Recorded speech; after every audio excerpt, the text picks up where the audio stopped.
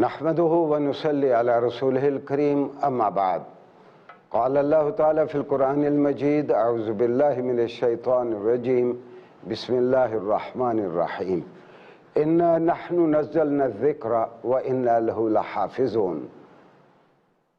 قرآن کریم میں اللہ نے فرمایا کہ بے شک اس کتاب کو ہم نے اتارا ہے اور ہم ہی اس کی حفاظت کریں گے۔ ناظرین، گزشتہ لیکچر میں ہم نے یہ دیکھا کہ آپ صلی اللہ علیہ وآلہ وسلم کے زمانے میں قرآن کی حفاظت کا کیا اہتمام کیا گیا۔ آج ہمارا موضوع ہے قرآن کریم کی حفاظت سیدنا ابو بکر صدیق رضی اللہ عنہ کے زمانے میں، عہد صدیقی میں کیا کیا اہتمام کیے گئے اور اس کی ضرورت کیوں پیش آئی۔ گزشتہ کل ہم نے دیکھا کہ آپ صلی اللہ علیہ وسلم پہ وحی اترتی تو کاتبین وحی جو آپ کے سکرائبز ہوتے وحی لکھنا جن کے ذمہ ہوتا، وہ سارے آرٹیکلز آف رائٹنگ لے کے آپ کے ارد گرد بیٹھ جاتے، اور جب آپ وحی کی کیفیت سے نکلتے تو آپ صلی اللہ علیہ وسلم صحابہ کو ایک ایک لفظ تین مرتبہ بولتے، اور اتری ہوئی وحی جب وہ لکھ چکتے تو آپ صلی اللہ علیہ وسلم کسی ایک صحابی سے کہتے کہ پڑھو کیا لکھا ہے۔ جب وہ پڑھ کے سناتا، اگر کوئی غلطی ہوتی آپ اس کو ٹھیک کروا دیتے، اگر وہ ٹھیک ہوتا تو گویا آپ ایک سرٹیفکیٹ اس کو عطا فرماتے، ہاں تم نے ٹھیک لکھا ہے۔ آپ کا وصال ہو گیا، آپ دنیا سے تشریف لے گئے، لیکن یہ درست ہے کہ آپ کی حیات طیبہ میں پورے کا پورا قرآن کریم ایک کتابی صورت میں اکٹھا نہیں ہوا تھا۔ ہاں، سارے کا سارا قرآن لکھا ہوا تو تھا، لیکن وہ صحابہ کرام کے پاس الگ الگ عرضوں پہ، کوئی کسی نے ہڈی پہ لکھا ہوا ہے، کسی نے چمڑے پہ، کسی نے کاغذ پہ، کسی نے اور کسی درخت کی چھال ہے جو کاغذ کے طور پر استعمال ہوتی ہے، اس پہ لکھا ہوا تھا۔ تو ان عرضات کی شکل میں پورے کا پورا قرآن لکھا ہوا تھا۔ میں حیران ہوں کہ بہت سارے مستشرق، میں نے عرض کیا تھا کہ مستشرق مغرب کے وہ لوگ ہیں جو مشرقی علوم میں اور خاص طور پر اسلامی علوم میں درک حاصل کرنے کی اور مہارت حاصل کرنے کی کوشش کرتے ہیں۔ وہ کس بنیاد پر یہ دعویٰ کرتے ہیں کہ آپ صلی اللہ علیہ وسلم نے لوگوں کو قرآن نہیں لکھایا؟ ایسا نہیں ہے، آپ لوگوں کو قرآن لکھواتے تھے اور پھر سنتے تھے۔ صرف یہی نہیں بلکہ مختلف قبائل میں منادی کروا دی جاتی کہ کل یہاں یا فلاں دن آپ صلی اللہ علیہ وسلم یہاں تشریف لائیں گے، جن جن لوگوں کے پاس کوئی قرآنی تحریریں ہوں وہ آپ پہ پیش کی جاتی اور آپ ان کو سننے کے بعد ٹھیک قرار دیتے۔ تو یہ درست ہے کہ مجلد کی صورت میں، اس مجلد کو یا والیوم کو عربی میں کہتے ہیں ما بین الدفتین، یعنی ایک جلد کی صورت میں دو کورز کے اندر یقیناً کتاب اللہ کتابی صورت میں نہیں تھا، لیکن بکھرا بکھرا بہت سارے صحابہ کے پاس تھا۔ اور آپ صلی اللہ علیہ وسلم یہ اہتمام بھی کرتے، جب آپ پہ کوئی وحی اترتی تو آپ صحابہ سے کہتے کہ ان آیات کو فلاں صورت میں فلاں آیت سے پہلے اور فلاں آیت کے بعد لکھو۔ گویا آیات میں، صورتوں میں آیات کی جو ترتیب ہے وہ بھی آپ صلی اللہ علیہ وسلم کی دی ہوئی ہے، یہ بعد میں کسی نے نہیں دی۔ آپ خود بتاتے کہ اس آیت کا مقام کیا ہے، اس کو فلاں جگہ پہ لکھنا ہے۔ اور پھر قرآن میں جو پہلے سورہ بقرہ ہے، پھر آل عمران ہے، پھر نساء ہے، پھر مائدہ ہے، پھر فلاں ہے، یہ ساری ترتیب بھی آپ صلی اللہ علیہ وسلم نے خود صحابہ کو تعلیم فرمائی۔ ہاں، یہ درست ہے کہ آپ کی حیات طیبہ میں کتابی صورت میں قرآن کینن ورشن کے طور پر، ایک سرکاری ورشن کے طور پر جاری نہیں کیا گیا۔ اور اس کا ایک سبب ہے کہ ایک نبی جس پہ لگاتار وحی آ رہی ہے، پتہ نہیں ابھی کوئی اور ہدایت آ جائے تو کینن ورشن یا آخری ورشن جاری بھی نہیں ہو سکتا تھا۔ دوسرا سبب بھی ہے ایک کہ بہت ممکن ہے اللہ اپنی مرضی سے کسی آیت کو منسوخ کر دے، اس کی جگہ کوئی دوسری آیت دے دے۔ تو اس وقت قرآن کریم میں جتنی آیات ہیں کوئی منسوخہ تلاوت نہیں ہے، ساری کی ساری آیات وہ ہیں جو باقاعدہ قرآن کا حصہ ہیں۔ آپ دنیا سے، آپ صلی اللہ علیہ وآلہ وسلم دنیا سے تشریف لے گئے تو بہت سارے طالع آزما جزیرۃ العرب کے، ان کو یہ شوق چرایا کہ آپ صلی اللہ علیہ وسلم کے پیچھے پورے کا پورا جزیرۃ العرب آ گیا، تو اگر ہم نبوت کا دعویٰ کر دیں تو بہت ممکن ہے کہ ہماری بھی محمد علیہ السلام کی طرح پذیرائی ہو۔ تو بہت سارے لوگوں نے نبوت کے دعوے کیے۔ ہماری تاریخ میں اس کو فتنہ ارتداد کہتے ہیں، یعنی مرتد ہونے کا، اسلام سے پھر جانے کا فتنہ۔ تو اس میں آپ حیران ہوں گے کہ کچھ خواتین نے بھی نبوت کا دعویٰ کیا، مثلا ایک سلمہ تھی، اس نے نبوت کا دعویٰ کیا، ایک اسود ابسی تھے، انہوں نے نبوت کا دعویٰ کیا، اور ایک بہت بڑا دعوے دار تھا مسیلمہ کذاب، اس کی کئی من گھڑت قسم کی وحی اس کی ہم تک پہنچی ہے۔ جب ہم اس موضوع پہ بات کریں گے قرآن کے اعجاز پہ تب میں اس کو عرض کروں گا۔ تو ہاں، ساتھ ان کا مطالبہ یہ تھا نمازیں کم کر دیں، زکوٰۃ ہمارے لیے معاف کر دیں، تب ہم مسلمان رہیں گے۔ تو سیدنا ابو بکر صدیق رضی اللہ عنہ نے ان ساری قوتوں کے خلاف جہاد فرمایا، اور یہ مسیلمہ کذاب کے پاس بہت بڑا لشکر تھا۔ جب مسیلمہ کذاب کے خلاف مسلمانوں کی فوج گئی تو وہ سعودی عرب کے موجودہ دارالحکومت ریاض کے قریب ایک جگہ ہے جس کو حدیقۃ الرحمن کہتے ہیں، مسیلمہ کذاب اس کے اندر محصور ہو گیا، اور پھر وہاں وہ واصل جہنم ہوا، مسلمانوں کو فتح ہوئی۔ تو یہ فتنہ ارتداد، اس کو جنگ یمامہ کہتے ہیں، جو مسلمہ کذاب کے خلاف جنگ لڑی گئی۔ اس جنگ میں 70 مسلمان حفاظ شہید ہو گئے، 70 صحابہ کرام جو حافظ بھی تھے۔ میں نے گزشتہ کل عرض کیا تھا کہ آپ کی وفات کے وقت، آپ کے وصال کے وقت 25 حفاظ کے نام ہمارے پاس ہیں، اور بھی بہت سارے حفاظ تھے، بے شمار صحابہ کرام، کسی کو 3/4 قرآن یاد تھا، کسی کو آدھا یاد تھا، اور یہ ایک گروئنگ انٹرسٹ تھا صحابہ کرام میں کہ ہم سارے قرآن کو یاد کریں۔ تو 70 حفاظ شہید ہو گئے۔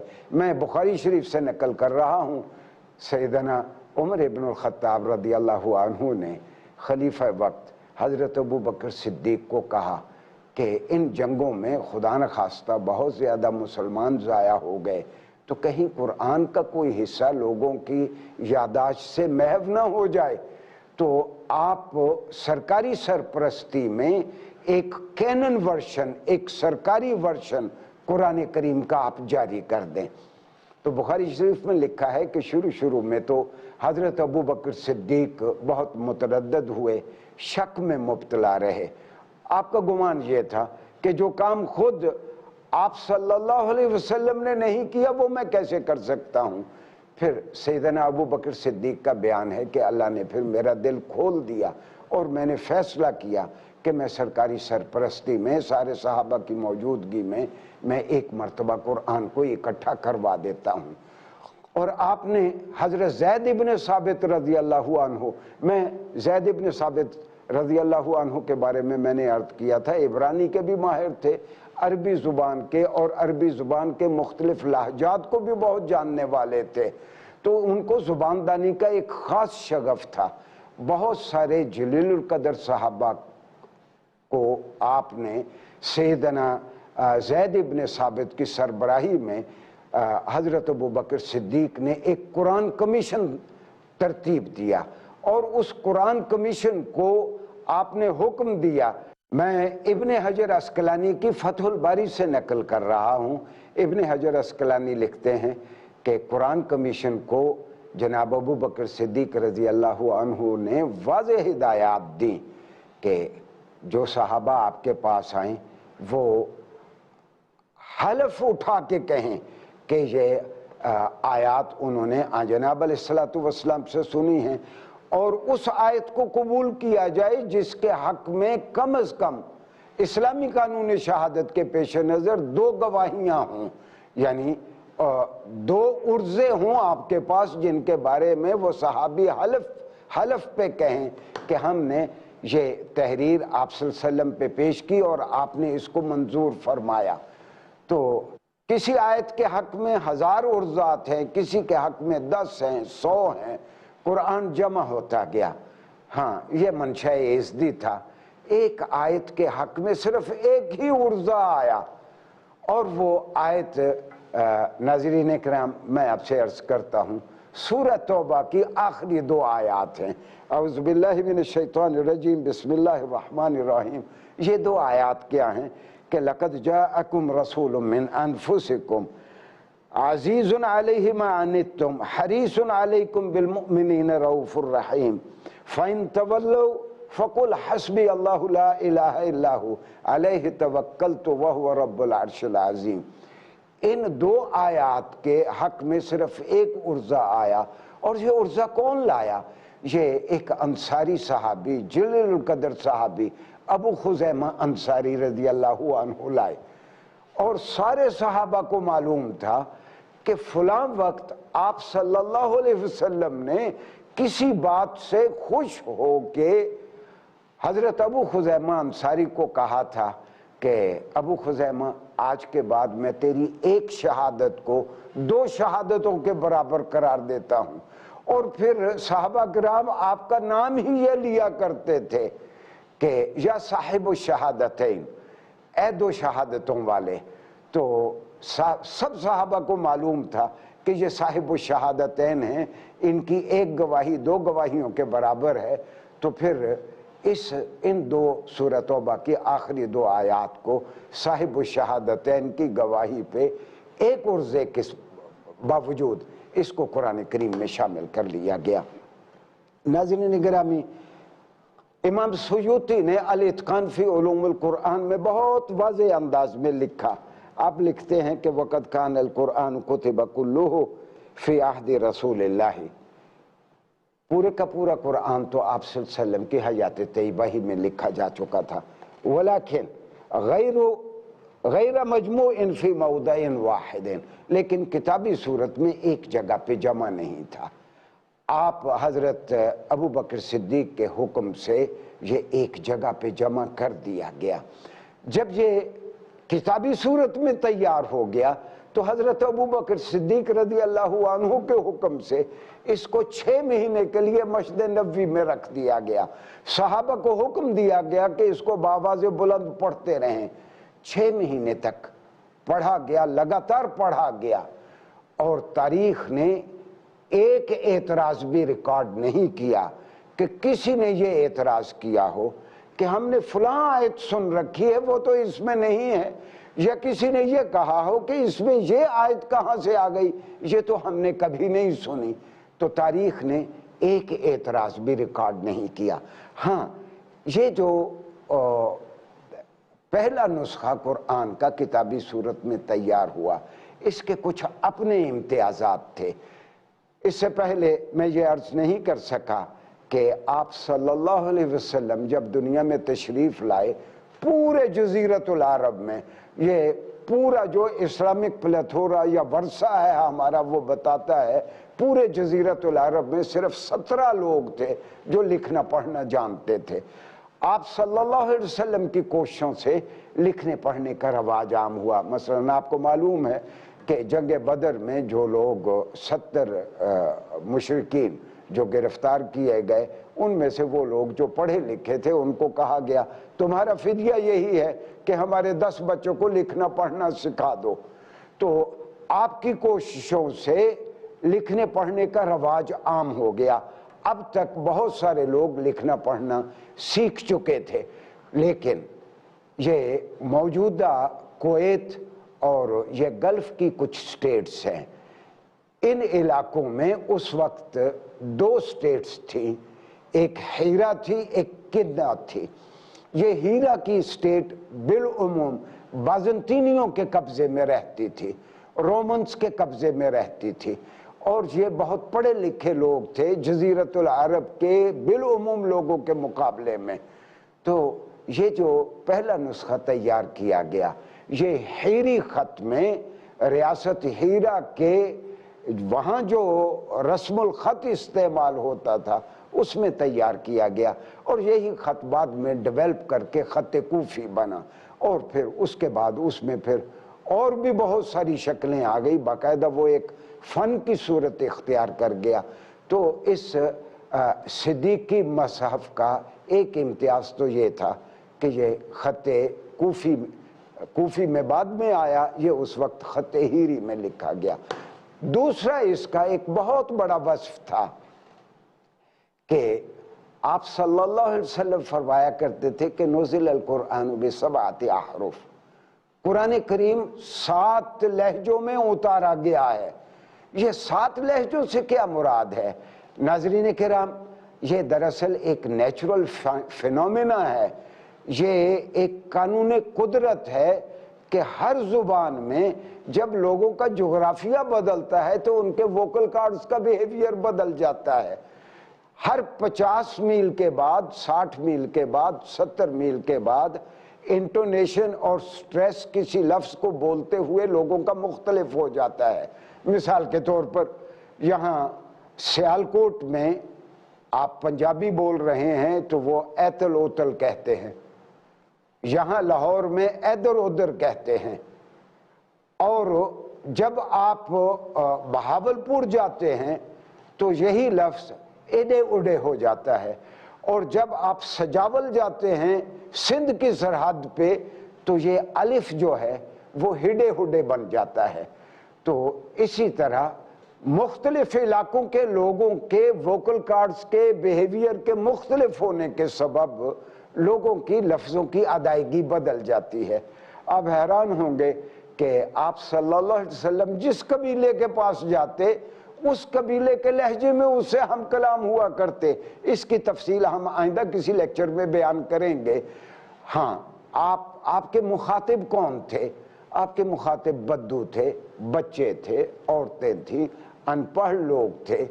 آپ نے ہر قبیلے کے لوگوں کو اجازت دے رکھی تھی کہ تم اپنے اپنے لہجے میں تم قرآن پڑھ لیا کرو۔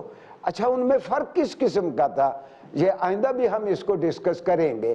فرق اس طرح کا تھا کہ مثال کے طور پر ایک قبیلہ پڑھتا ہے ایاک نعبد و ایاک نستعین، ایک دوسرا قبیلہ نستعین نون کی زبر کے ساتھ نہیں کہہ سکتا، وہ قبیلہ پڑھتا تھا ایاک نعبد و ایاک نستعین۔